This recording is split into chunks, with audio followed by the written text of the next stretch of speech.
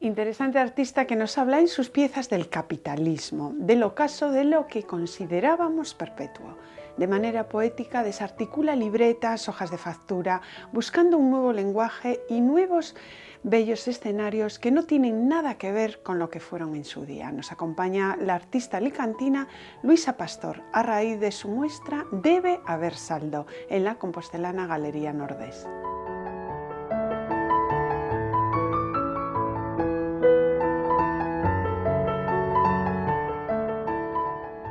Luisa, bienvenida a Galicia y bienvenida a Espacio de Arte. Muchas gracias. Empezamos por un cuestionario breve para saber datos biográficos.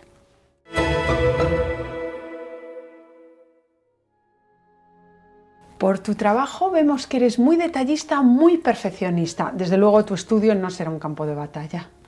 No, la verdad es que soy una persona como bastante ordenada para lo que es mi trabajo artístico. Quizá para otras cosas no tanto. Es un campo de batalla previo, porque me gusta mucho como investigar antes bastante lo que voy a hacer luego, ¿no? No es que sea espontáneo, sino que tiene una carga detrás importante. Me siento segura cuando lo tengo como claro y entonces me pongo a ello. De hecho, es que me decías antes de la entrevista que para ti el artista tiene que ser siempre un investigador. Yo creo que sí, porque yo creo que somos unas personas, bueno, el artista o cualquier persona que se dedique a algo en concreto, ¿no?, que le apasione. Yo creo que tienes que estar siempre como inquieto, ¿no? Y esa inquietud te lleva a estar siempre cualquier cosa, a lo mejor, no sé, el brillo del agua, cualquier cosa te lleva a algo, ¿no? Y tú, más que construir castillos en el aire, dado que trabajas con materiales que han sido útiles, como las libretas de facturas, pues te vemos como más práctica. ¿Eres más práctica o más fantasiosa? Yo creo que una mezcla, porque la fantasía te lleva a lugares que a lo mejor ser tan práctica y tan ordenada y tan metódica no consigues, ¿no? Y entonces creo que es una mezcla de las dos aunan, ¿no?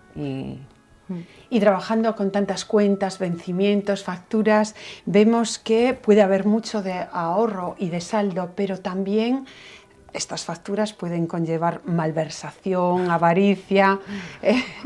¿Cuál de estos, digamos, de estas cualidades es la más detestable? Complicado.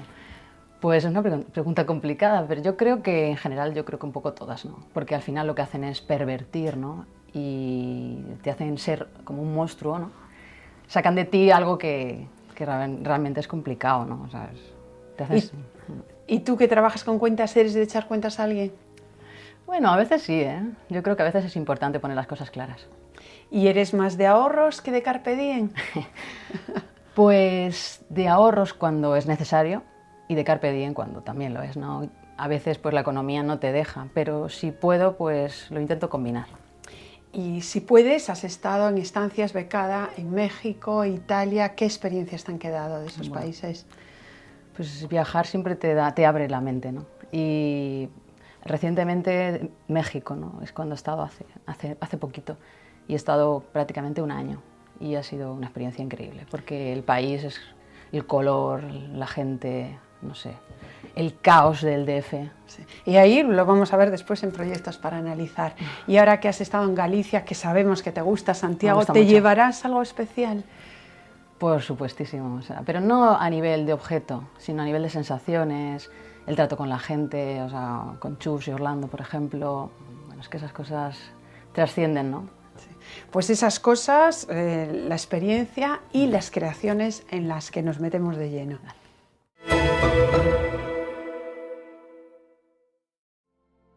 Con el proyecto Debe haber saldo.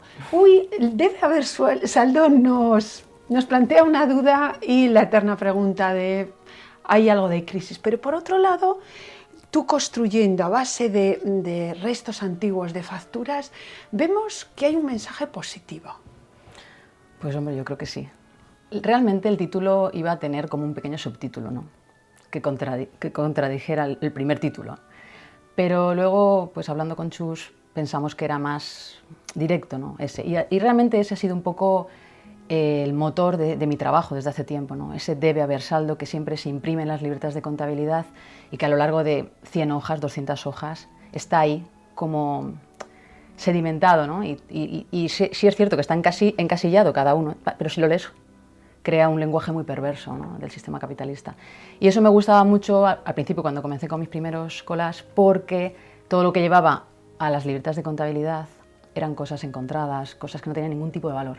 Entonces había como una confrontación entre aquello que impone el sistema de que tiene que tener valor y aquello que no tenía, ¿no?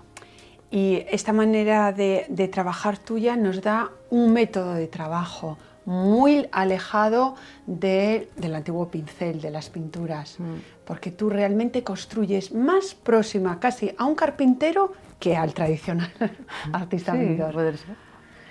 Sí, pero bueno, yo creo que cada uno pues se expresa como necesita, ¿no? Y al final soy una persona muy meticulosa, me gusta mucho como ese trabajo minucioso, pequeño, como podría decir como de joyería, y ahí me siento muy cómoda. El pincel pues sí lo usé cuando estudié Bellas Artes, pero realmente no le veo tan alejado. O sea, al final construyes con ritmos, construyes con líneas, construyes con objetos y vas creando una serie de planos que te da también lo que es una obra plástica, una pintura. Incluso con palabras, porque lo que es la letra, el lenguaje tiene mucha importancia. Tiene mucha importancia, bueno, en toda tu trayectoria, porque de hecho tu tesis doctoral, que la leíste apenas hace 2 años, ahí estaba unida todo. ¿Qué convivencia hay entre el lenguaje, el cálculo, la matemática, la ciencia, todo unido? Por ahí van los tiros. ¿Qué aporta tu tesis? Bueno, pues realmente las tesis siempre son como algo muy... algo que es como un poco una investigación, digamos, un poco marciana, ¿no? Y sí que es cierto que sí que aúna, porque la teoría de lingüística y la teoría del valor tienen un enlace muy parecido, significante-significado, valor de uso, valor de cambio. Y luego en los libros de contabilidad existe eso. Hay palabras impresas en el libro de contabilidad que te imponen una lógica y entonces la palabra pues tiene un significado, tiene un sentido. Y yo no, cuando yo trabajaba tanto con ese tipo de cuadernos que dije, ostras, ¿y por qué no hacer una tesis donde pueda investigar, ya no solamente añadir cosas en los collages, como hacía antes, sino trabajar con lo que tiene el papel? Sin nada más, ¿no? Trabajar con esas palabras y ver de qué manera se puede a lo mejor hacer una estrategia de constructivista o que pueda trabajar más allá, que me dé otro plano, ¿no?, que no había conocido antes. Y lo que tiene el papel es algo muy frágil, sumamente, ¿no? O sea, ¿qué te aporta este material? Hay una serie de construcciones que ahora, porque las has metido en vitrinas, pero si no, parece que les das un pequeño golpe con la mano y las estrujas. Pues sí, me gusta mucho la fragilidad, o sea, ese juego de tensión que se produce con algo realmente que cambia incluso con la temperatura. El papel, yo me siento en ese sentido un poco termita, o sea, me siento muy cómoda y me gusta mucho la pátina que tiene, la pátina del tiempo, o sea, el tiempo en el papel. Sí. Bueno, de hecho, es que en tu proyecto vemos mucho de nostalgia y melancolía por respetar y valorar esos antiguos mecanismos de controlar pues, un sistema económico. Sí, bueno, en realidad yo creo que parte todo un poco como de la huella, ¿no? Del concepto de huella, que es aquello que queda cuando ya no queda presencia, ¿no? Y hay una impronta. Y esa impronta está en esos libros de contabilidad que son antiguos, pero tienen esa huella de un sistema que estuvo y que hay, pero que simplemente ha cambiado un sistema monetario. Yo creo también que esa huella es hereditaria, de un profesor gallego que tuve, que sí, le mando un saludo, que es José Freisanes, que fue profesor mío en la universidad. Y que ha pasado por aquí en 2 ocasiones. Ah, pues genial. Y bueno, claro, y es una persona de la que he aprendido muchísimo. Sí. ¿Ahí estarían tus referentes artísticos? Aparte de Freisanes, pues como huella a nivel... Siempre mis referentes artísticos no han sido tanto pintores, han sido más escritores o gente que hace otro tipo de cosa que no tiene mucho que ver. Aunque también veamos en algunas series más que en otras, por ejemplo, la huella de Duchamp, por ejemplo, claro, en el hecho de utilizar materiales ordinarios. Y también en esto de medir el lienzo, en esto de jugar con el bastidor, vemos a Ángela de la Cruz un poco. Sí, claro. Es que, bueno, es que son los grandes, ¿no? Sí. Pero ¿cómo se puede? Vamos a hablar de esta obra que está en la galería, de estos lienzos que surgen a base de medir un cuadro. Ah, sí. Bueno, pues es la idea simplemente de una vez, hablando con un arquitecto, me dijo, ay, tengo que hacer, no sé, para un museo, y tengo que medir el metro lineal de una pared. Y yo dije, ostras, metro lineal, qué poético, ¿no? Y dije, ¿y si mido yo linealmente un lienzo? ¿Cuánto mide? Pues mide 15, 12, o sea, un metro con tal, ¿no? Y dije, pues voy a hacerlo, me parece interesante, ¿no? Y se creaba un juego de líneas y de números que no estaba tan alejado de lo que realmente... O sea, que yo creo que lo veo todo como en el mismo camino, ¿no? Pero me gustaba el concepto poético de medir un lienzo. Sí, ahí está, bueno, muchísima poesía. A ver quién nos pone poesía o drama, a ver lo que nos dice Chus Villar, la galerista.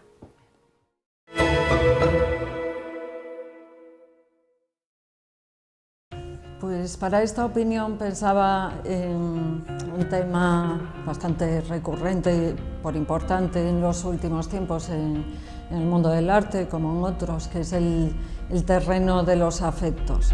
Y porque Luisa Pastor en esta ocasión es la artista que está aquí, no solo como artista, sino también como amiga. Y de hecho, pues el hacer algo juntas, esta exposición o lo que fuese, pues era algo, una cuenta pendiente que ahora estoy saldando y que además viene muy al caso también con el título de la exposición. Entonces, pues bueno, para mí es una doble satisfacción en este caso, tenerla aquí como artista y como amiga.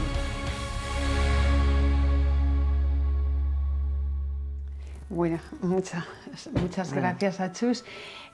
Nos ha llamado también la atención que estuvieses días antes para el montaje. ¿Sueles hacerlo? ¿Te apetece estar in situ para ver el sitio, lo que vas a traer? Bueno, yo antes de nada agradecerle, por supuesto, a Chus la oportunidad, ¿no? Y que haya confiado en mí durante tanto tiempo y que por fin lo hayamos podido realizar, ¿no? Estoy como muy contenta de que, bueno, y que sea aquí en Santiago, que era como una especie de... que ya habíamos hablado muchas veces, ¿no? Y que estoy muy contenta de que pueda hacerlo. Respecto a tu pregunta, sí, o sea, me gusta estar antes porque me gusta ver cómo funcionan las piezas en el espacio, cómo dialogan algunas de ellas, porque son como muy densas en algunos aspectos.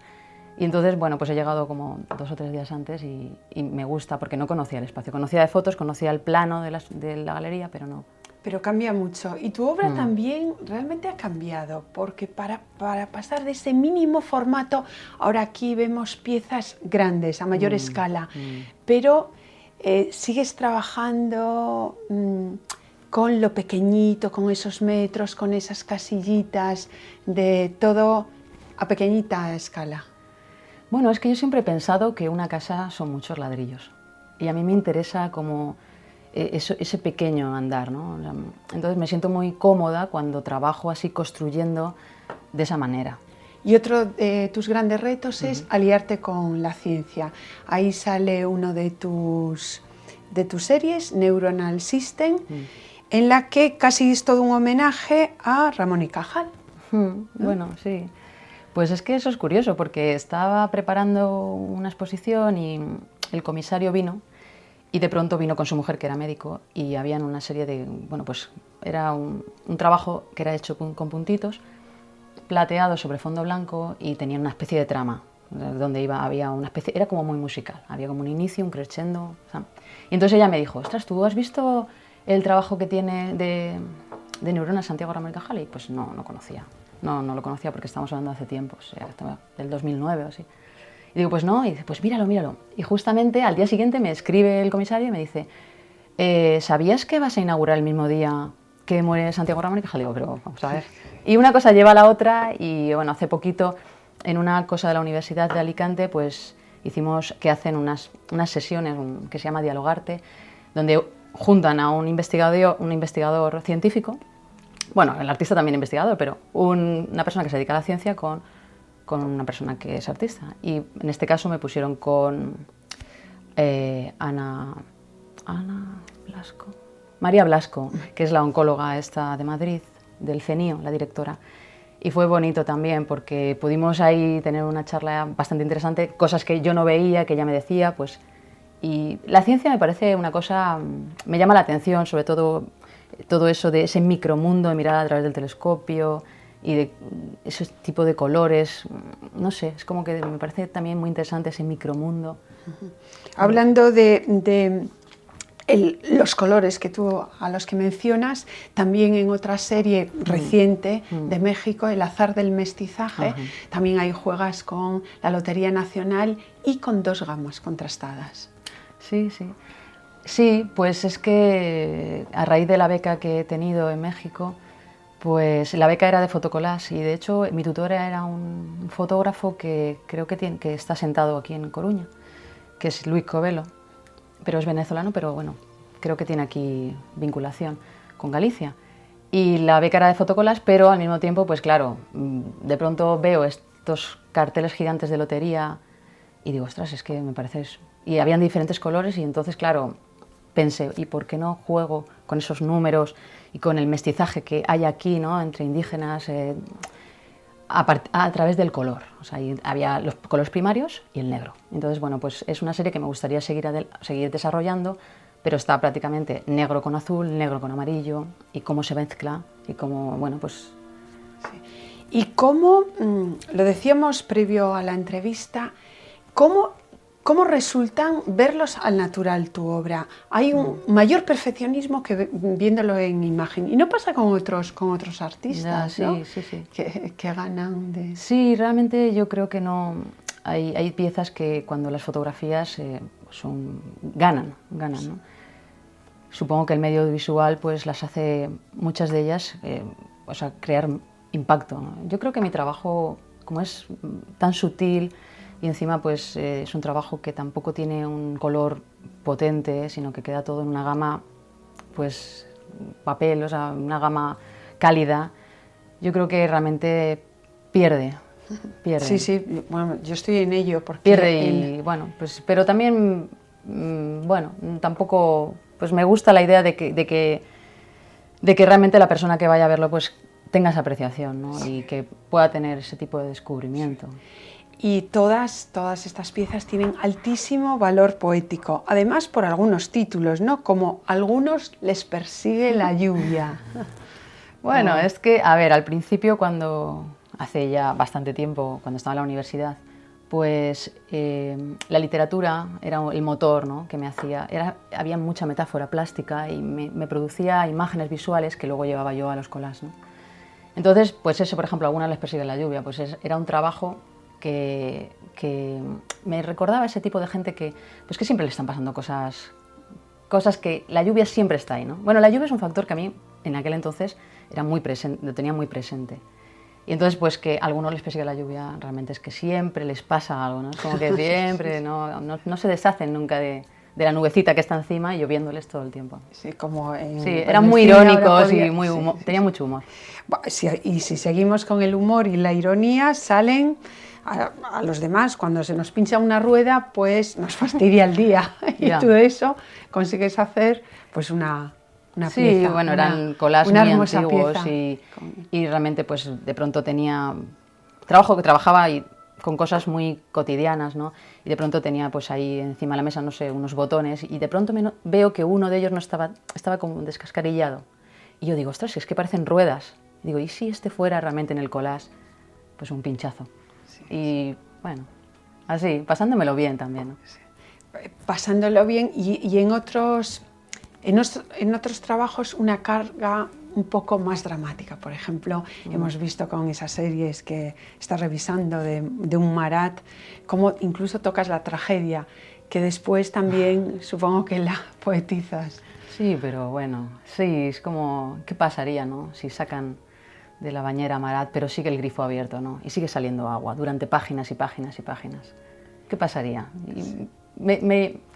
Son juegos que a mí, no sé, es como que no sé, me pregunto cosas e intento resolverlo de alguna manera. Sí, porque si seguimos insistiendo en el título, debe haber saldo, esa duda tanta, pero tú propones una salida por el hecho de estas construcciones, ¿no?, de construcciones nuevas, como si quisieras renovar y regenerar la economía. A mí me queda como algo muy, muy positivo de... Sí, porque realmente el sistema es así, ¿no? O sea, debe haber saldo, porque Si no, es como que estás excluido, estás en los márgenes, Sí. hay que ver. Y además con esas construcciones, porque construyes con valores de cambio, pues nuevos valores, nuevos edificios, nuevas estructuras. Sí, lo que pasa es que sí que es cierto que habla un poco, va más allá, yo creo que va más dentro de la fisura que se encuentra en el sistema, ¿no? O sea, los trabajos que hay en la galería ahora mismo son algo que desarticula el plan general de contabilidad, ¿no? Porque el plan general de contabilidad te dice no puedes rasgar, tienes que ser ordenado, tienes que llevar un plan, tal, ¿no? Y de pronto es como que lo desarticulo porque lo rompo, lo tacho, entonces creo otro tipo de lenguaje poético que está al margen de lo que es el sistema, ¿no? ¿Y te seguirá dando más juego esta serie? Porque ya habías hecho el proyecto de construcción, que tu tesis también versaba sobre la deconstrucción en el arte, y se ve que todavía va a durar un poquito más la serie, ¿o ya tienes...? Bueno, yo creo que con las piezas de la galería yo creo que cierro un ciclo. Sí. Además, han adquirido mayores dimensiones, ¿o no? Con respecto al proyecto de construcción. Mayor envergadura. Realmente le puse ese nombre porque era una estrategia, pero tampoco, a ver, realmente yo creo que todas las piezas están un tanto, bueno, que tienen la estrategia se deconstruyen, ¿no? Es una deconstrucción de la libreta. Pero, a ver, evidentemente eso va a estar latente en mi trabajo siempre, porque en cierta manera lo ha estado. Pero me apetece pasar a otro tipo de formato y quizá más escultórico, donde ya las piezas ya cada vez se van saliendo del marco ya. Entonces, por ahí andará, porque creo que no hay saltos grandes en el proceso mío creativo, pero seguramente estará eso pendiente y estará latente ahí. Pues recién llegada de México, has estado, ahora supongo que te quedarás en esta tierra, Bueno. y lo que más nos apetece es que te vincules aquí a Galicia con la galería, porque habías hecho cosas, pero no estabas vinculada exactamente con un espacio. No. Sí. No. Pues ojalá que veamos más proyectos tuyos y no perdernos estos, porque de verdad que este proyecto sí que es para ver muy de cerca y para ver toda la construcción, todo el proceso preciosista, detallista, altamente poético que hay, y sobre todo que se aborde un tema que nos afecta a todos, la crisis económica y el que deseamos salir. Ojalá que estas piezas, ojalá que el arte también nos ayude, porque arte y economía como que no se pueden arreglar a través de las soluciones artísticas, como no es un plus para... Bueno, yo creo que el arte en cierta manera está unido, porque es una galería de arte, aunque, a ver, entonces el fin de la galería pues no solamente es el de vender, sino también el de mostrar, el de hacer que haya un cambio también en el espectador cuando entra y sale, ¿no? Y que se emocione. O sea, la galería te ofrece ese tipo también de cosas, no tienes por qué solamente comprar, pero yo creo que debe haber saldo también es una reivindicación a la hora de que está dentro de una galería, porque el artista también necesita el mercado, al igual que el mercado necesita del artista. Sí, pues todos a una, muchísimas gracias. Muchas gracias Luisa. a vosotros. Hemos descubierto las inquietudes y planteamiento artístico de la creadora alicantina Luisa Pastor. Con su muestra Debe haber saldo. Entendemos un mundo económico un tanto inestable que a todos nos suena. Ella, a través de esta premisa, construye un sistema nuevo que consigue darle la vuelta a la supuesta ruina económica. Conviene tener en cuenta sus creaciones en la Galería Nordés de la compostelana Algalia da Baixa.